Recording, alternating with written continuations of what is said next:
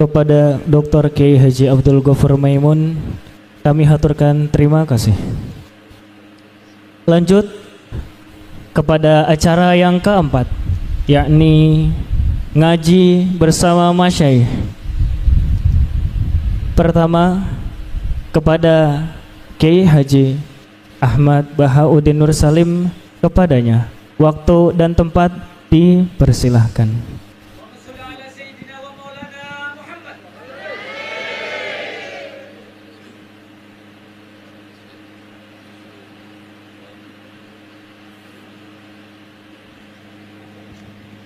Assalamualaikum warahmatullahi wabarakatuh.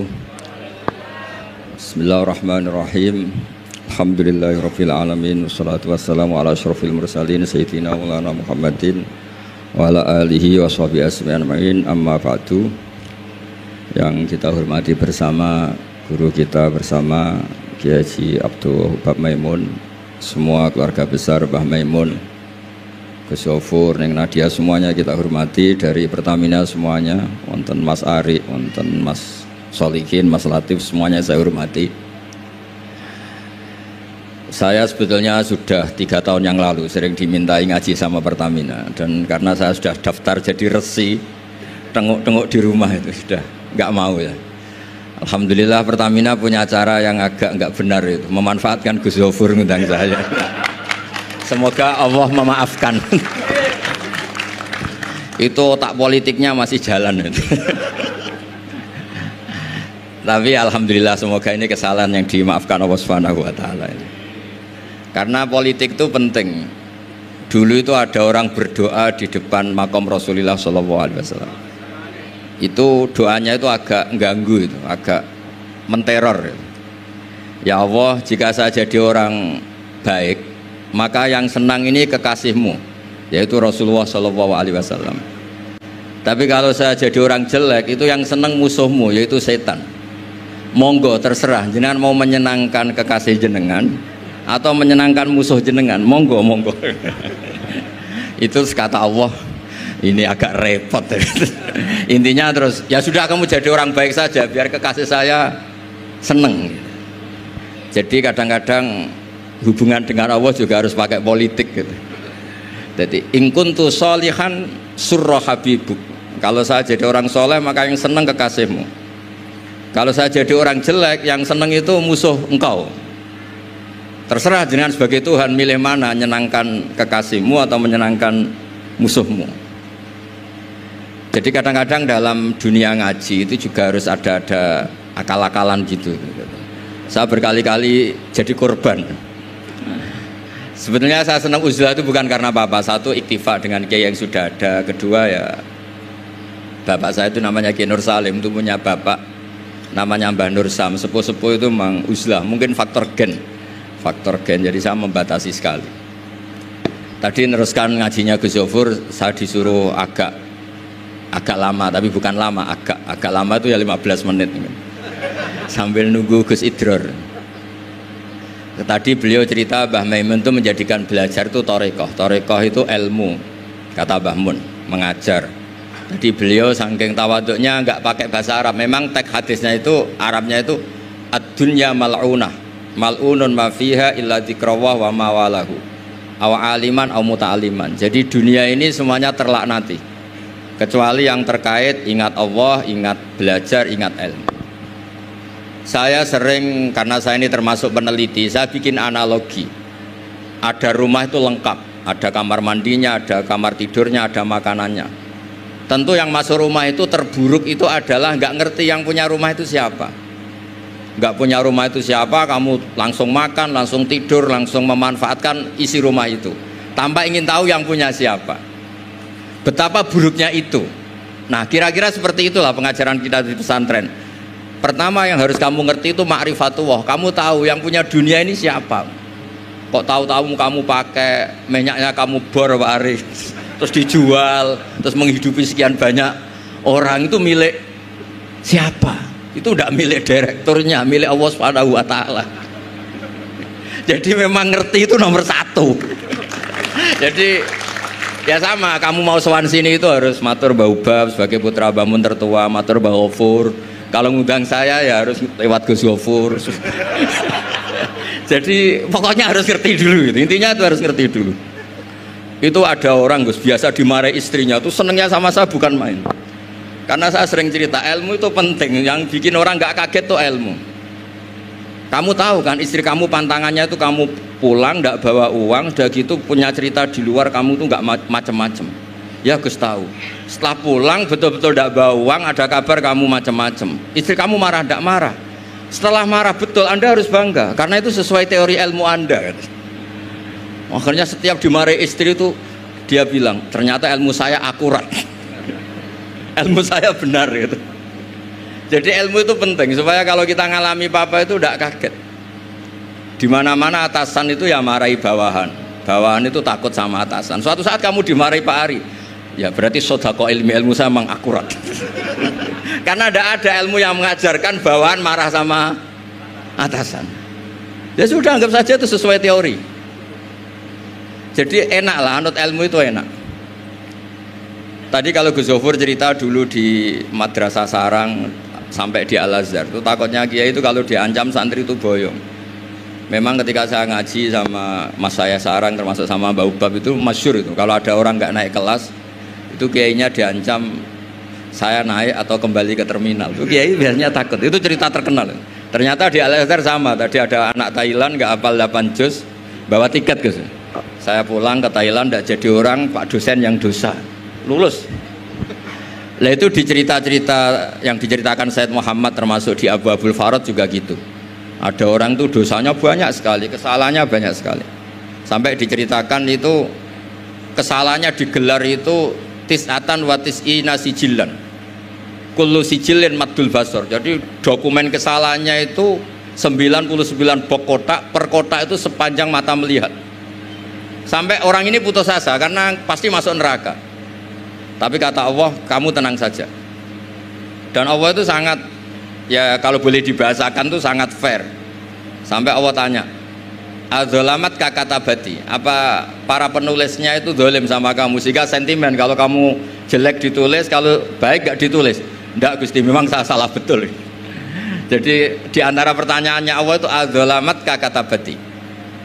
Akhirnya terus sampai itu nyata salah, terus kata Allah, la zulma alaikal yaum, kamu tenang saja, kamu punya satu kebaikan. Terus Allah mengeluarkan satu kotak kecil. Terus kata orang itu, sudah Gusti, gak usah, gak penting. Masa 99 box dilawan kotak kecil. Tapi di situ isinya itu kalimat la ilaha illallah Muhammadur Rasulullah. Ketika malaikat disuruh nimbang sama, coba timbang kesalahan yang sebanyak itu dengan hadil kalimat. Fatosat as-sijillat. Ternyata yang menang itu kalimat la ilaha illallah, yang ini salah, nggak diabaikan. Itu terus kata hadis terakhir, fala yaskulu ma'asmillahi ta'ala sayun. Dibanding kalimat ini semuanya itu nggak ada artinya. Karena kira-kira logikanya gini, malaikat bisa diteror sama Allah. Kamu berani ngabaikan nama saya. Jadi kalau saya dipanggil orang 1000, terus satu Gus Zofur, itu milih Gus Zofur, kamu berani mengabaikan putra Mbah Maimun? Kan saya tidak berani. Jadi kira-kira gitu, malaikat ditanya sama Allah, kamu berani mengabaikan kalimah la ilaha illallah? Ya tidak berani Gusti, dia sudah menangkan. Jadi intinya itu penting sekali kalimah-kalimah thayyibah la ilaha illallah Muhammadur Rasulullah. Sujud tadi yang diajarkan Gus Zofur, apalagi tahajud, terus dilihat anak, katanya seneng sekali. Ternyata bapak saya ahli tahajud. Kalau nggak dilihat ya diceritakan Gus baginya. Tapi apapun itu supaya analogi ya, agama itu dimulai diantaranya selain Quran, hadis, ijma itu kias. Kias itu analogi. Ya kayak tadi, kamu masuk rumah, di situ semuanya lengkap, fasilitas lengkap, kamu pakai aja tanpa terlintas tahu yang punya itu siapa, yang mengizinkan itu siapa. Betapa buruknya itu. Sama betapa buruknya kita nikmati alam raya ini kemudian tidak tahu yang punya siapa. Nah, mengerti itu disebut ma'rifatullah.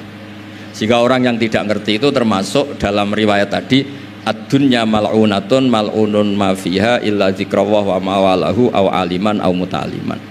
Nggih niku ngoten mawon, kata-kata sing bingung mboten kula tok, jenengan luwih bingung. Mergo napa nggih? Repot kabeh lho. Ilmu nak kakean repot. Kula mawon repot malah jenengan repot. Soalnya tak janjeni swarga ngoten mawon kersane seneng. Mau jare Gus Gofur ngoten. Ado-ado Semarang rene numpak bis mlebu hadis man salaka tariqan yaltamisu fi ilman sahalallahu lahu tariqan apa ilal jannah. Jadi pokoke ngaji teng adat pesantren Gus, pokoke sing seneng wis mboten ngancam-ngancam wis. Ini wasiate bapak kula. Bapak kula sering cerita, wong ning omah diamuk bojone utange akeh, ning tempat ngaji diancam neraka. Dadi ning omah diancam, ning tempat ngaji diancam dari min jahanam ila jahanam. Kata bapak saya, pokoke ngaji ku sing seneng. Alhamdulillah guru saya juga guru bapak saya Mbah Maimun tuh kalau ngaji ya guyon itu. Sampai pernah beliau cerita, aku tahu disalahno wong ngaji kok guyon terus. Dawe Mbah Mun lucu. Mergo aku wis iso maca, cara rapati iso ya ora iso guyon, mergo wis meruntus roh kitab iku. Mas kok mikir terkipe piye wis meruntus. Ora kober apa? Guyon. Supir nampun ahli kan santai mawon guyon, nak latihan kan tegar. Jadi kadang-kadang guyon itu buktekno alime orang tertentu, tapi tentu yang sekali berbahmun, yang sekali berorang-orang. Nggih mboten mawon kula kepengin nggih pokoke jenengan ngerti lah kenapa yang tidak malun, yang tidak terlaknati itu orang yang ngerti. Karena kamu masuk Pertamina harus tahu direkturnya siapa, prosedurnya kayak apa, masuk rumah juga gitu, nyupir juga gitu. Pertama yang harus tahu ini remnya kayak apa, semuanya harus tahu. Dan tentu di alam raya ini yang penting adalah tahu. Makanya Imam Bukhari ketika cerita babu fadilatil ilm, terus beliau mendalil qala ta'ala fa'lam annahu la ilaha illallah fabada'a bil ilmi. Kata beliau kalimat yang menyelamatkan dunia akhirat itu la ilaha illallah Muhammad Rasulullah. Hanya kata ilmu yang bisa mendahului kalimat itu, yaitu fa'lam annahu la ilaha illallah. Jadi kalimat yang sesakral itu gak ada kata yang mendahului kalimat itu kecuali kata ilmu, yaitu fa'lam. Kata Imam Bukhari fabada'a bil ilmi. Nggih ngoten mawon Mas Ari, matur nuwun sanget. Assalamualaikum warahmatullahi wabarakatuh.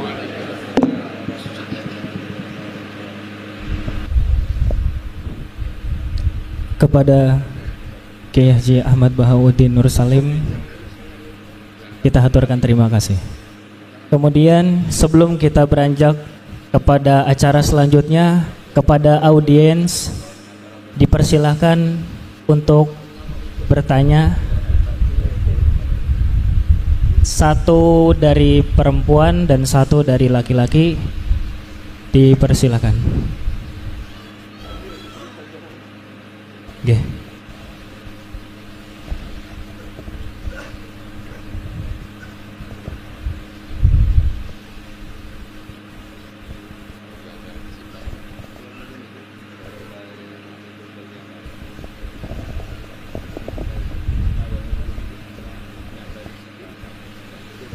Assalamualaikum warahmatullahi wabarakatuh. Nami Muhammad Nasoha dari JPPU Ahmad Yani.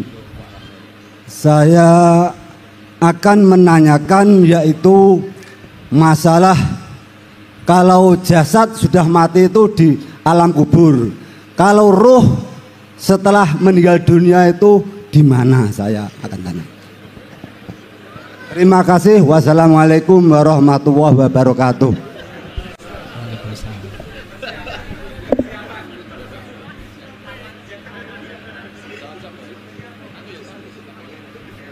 Cek. Mungkin dari perempuan ada yang mau bertanya, dipersilahkan. Yang dari perempuan, monggo dipersilahkan. Ada yang dari perempuan yang mau bertanya, dipersilakan.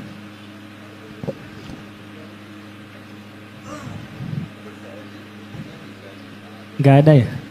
Ada. Mungkin satu lagi dari putra, nggih. Nggih.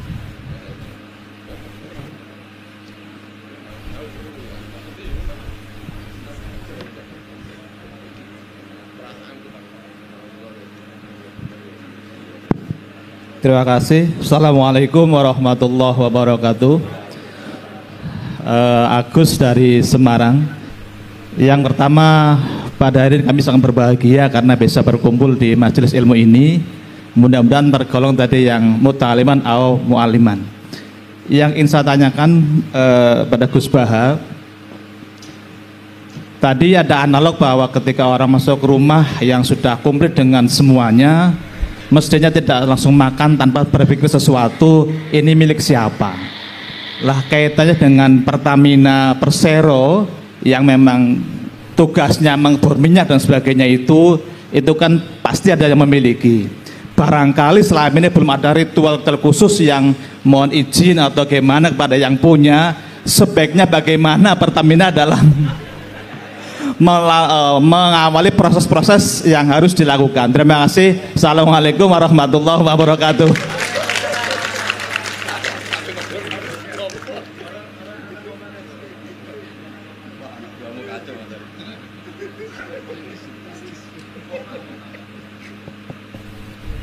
Yang roh yang jawab Gus Iid, kalau itu saya yang jawab.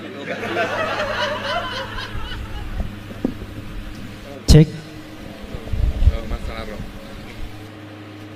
Rohnya di mana Gus? Ikut pesawat terbang apa enggak?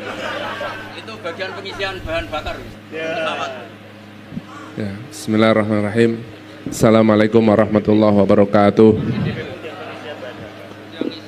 Alhamdulillah wassalatu wassalamu ala Rasulillah wa ala alihi wa sahbihi wa man wala wala haula wala quwata illa billah. Amma ba'd, yang saya hormati seluruh masyayikh dan dari jajaran Pertamina, terlebih Kiai Haji Abdullah Ubah Gus Baha, Kiai Haji Abdul Ghafur, dan seluruhnya para ulama yang ada hadir di sini. Langsung saja mengenai roh itu yang saya baca. Jadi Al-Quran itu mengatakan kullu syai'in halikun illa wajhah, semua itu akan hancur kecuali Allah Subhanahu wa taala. Namun sebagaimana adat Allah Subhanahu wa taala, yang mana di sini Allah mempunyai sunnat Allah, walan tajida li sunnatillahi tabdila walan tajida li sunnatillahi tahwila. Allah itu mempunyai kebiasaan, yang mana kebiasaan Allah itu Subhanahu wa taala itu memberi mustasnayat. Likulli syai'in mustasnayat. Jadi umpamanya orang kalau makan biasanya kenyang. Orang biasanya makan akan kenyang, tetapi sesekali kadang makan nggak kenyang. Orang kalau masalah naudzubillah tertabrak, biasanya dengan kecepatan sekian akan meninggal. Tapi Allah Subhanahu wa taala ingin menunjukkan kekuasaan bahwasanya semua ini adalah kehendak Allah Subhanahu wa taala, yang mana aturan alam itu juga yang membuat Allah, tetapi aturan alam itu tidak bisa mengatur semuanya. Ternyata yang mengatur adalah Allah Subhanahu wa taala. Sesekali berbeda, ada sesuatu yang aneh dari aturan alam tersebut, entah nanti disebut mukjizat, karomat, maunah dan lain-lain. Nah, menurut ulama yang saya baca ya, itu roh ini termasuk mustathnayat beserta ada malaikat hamalatul arsy atau apa, itu yang kekal, termasuk surga kalau nggak salah. Surga itu kan ada khilaf. Surga itu sekarang sudah wujud, surga besok ini loh. Surga besok ini sudah wujud apa ghairu maujud. Nah itu, kalau sekarang sudah wujud, masa hancur dulu akan ada lagi. Nah, jadi termasuk pengecualian dari sesuatu yang hancur itu termasuk adalah roh. Jadi roh kita ini yang akan abadi ila yaumil qiyamah. Nah, jadi ini sekian dari kami ya.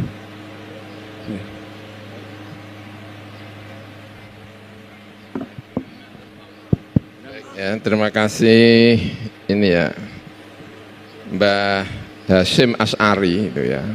Mbah Hasyim Asy'ari itu punya kitab namanya Risalatu Ahli Sunnah wal Jamaah. Mbah Hasyim Asy'ari itu pendiri Nahdlatul Ulama. Di bab-bab akhir itu ada cerita tentang yang ditanyakan oleh Pak siapa ini? Pak siapa namanya? Pak Nasuha ya.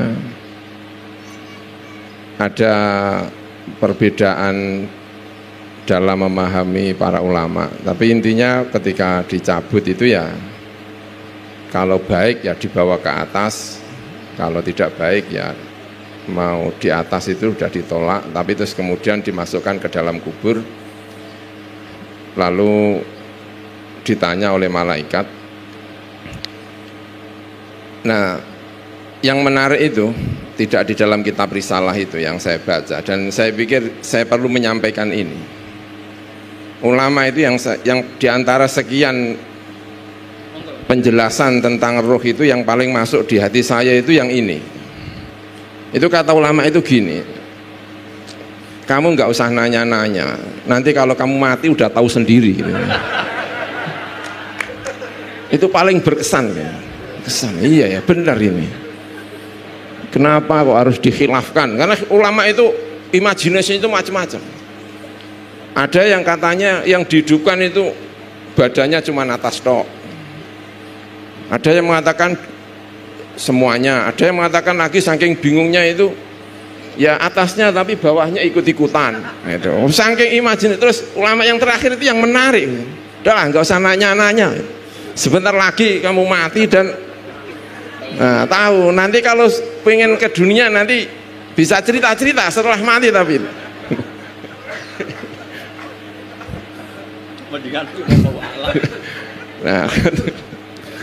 nah ini yang disampaikan Gus itu kan teori bahwa itu abadi nanti sampai hari kiamat, bahwa itu tapi penjelasan lebih lanjutnya ya paling enak ya itu Gus ya, pokoknya nantilah.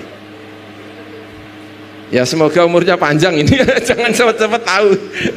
Kalau penasarannya banget ya sudah lah. Kalau penasaran,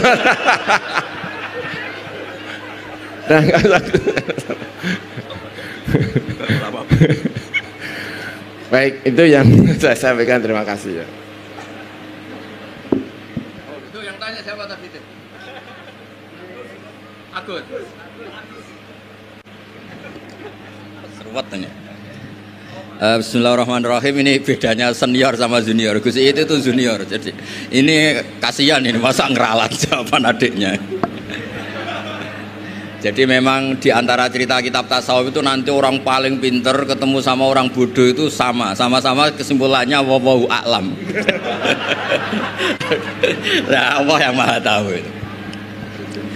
Tadi yang Mas Agus ya, jadi ada sebuah hadis qudsi ketika Allah ditanya Nabi Dawud kalau nggak salah, sebagian riwayat Nabi Musa, pokoknya ditanya orang baik lah. Ya Allah, nikmat engkau sebanyak ini, lalu saya cara mensyukuri gimana? Kata Allah, cukup kamu tahu yang memberi nikmat itu siapa, yaitu saya, kata Allah. Yang penting misalnya kalau ngebor ya tahu kalau itu tidak milik mbah tua penunggu kayu besar atau dedemit siapa ya. Kalau kita muslim ya tahu itu bismillahirrahmanirrahim. Jadi dalam ilmu yang saya kaji itu bismillah itu boleh, ahli fikih mengatakan itu sunnat. Tapi kalau ahli ilmu hakikat bismillah itu satu kelaziman, di mana-mana yang kita makan itu milik Allah. Kekuatan kita makan juga karena rahmat Allah. Apa artinya makanan kalau kita sistem saraf kita rusak gitu? Apa nikmatnya makanan ketika kamu makan ketemu orang yang mau mecat kamu, yang mau nagih kamu, kan hilang semua. Semua kenikmatan yang kita dapatkan ini butuh sekian infrastruktur kalau dalam bahasa Pertamina itu. Makanannya enak, apanya enak semua. Ketemu orang yang paling kamu benci langsung nek semua. Jadi semuanya itu bisa diatur sedemikian rupa itu kalau ada bismillah, ada asma Allah yang menghendaki kita ini bisa nikmati yang kita. Ya kalau sampean tanya pamitnya sama siapa, kalau perizinan ya tanya Pertamina. Tapi kalau izin sama yang punya ya tadi lah. Kalau kita ya tahu kalau itu milik Allah Subhanahu wa Ta'ala. Tadi nggak perlu mati dulu kalau bab ini nggak perlu mati dulu. Nggih, ngoten mawon, mugi-mugi paham pun namun takok malih pun. Assalamualaikum warahmatullahi wabarakatuh.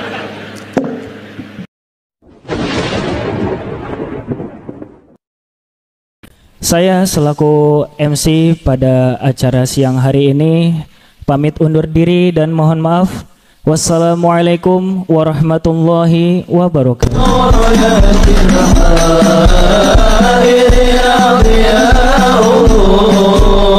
وفي الحشر ذل المرسلين لواءه الحشر ذل الأرض سديد لواءه وكأنه في يوم الاثنين دائما يخفف عنه